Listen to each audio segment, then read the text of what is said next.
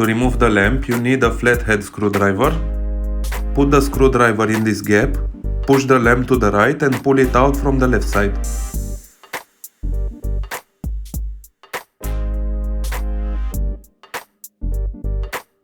Unplug the connector.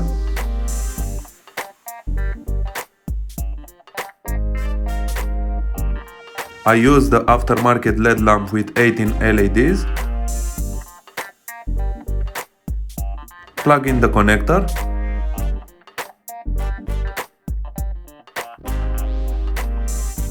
Insert the lamp with the gap in the left side. First, insert the right side of the lamp and then push and slide it to left.